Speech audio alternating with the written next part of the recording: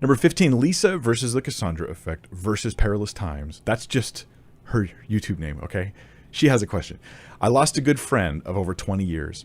He was recovering from a heroin addiction. He called his parents saying he couldn't take it anymore and shot himself. What can I say to comfort them? Lisa, there's obviously a lot more going on in that scenario.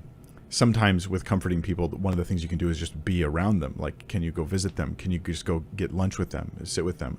If they're open for that. Maybe some people need to be left alone. Some people, it's better to be around them. One thing to encourage all of us with is to recognize Job's miserable comforters. In the book of Job, they felt that they had to come and assess the situation with Job, right? They just sat with him. That was probably the best thing they did. They sat with him and he cried and they were silent.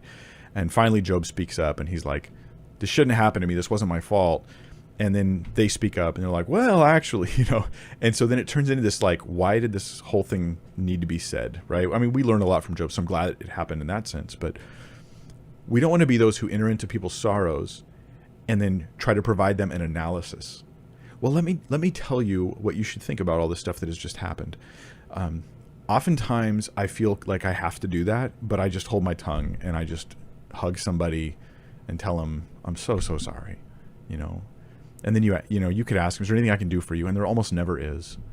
So sometimes just be with somebody, spend a little bit of time with them, send them a gift, write them a card.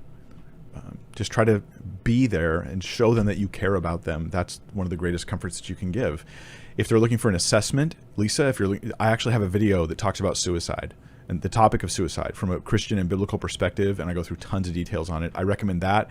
Maybe one of the mods could put my video on the topic of suicide in the live chat, and I will, after the stream, I'll put a link to it down below as well, that you guys can find it in the video description for those who are watching on YouTube. And otherwise, just go to like BibleThinker.org and type the word suicide. You will see that video pop up.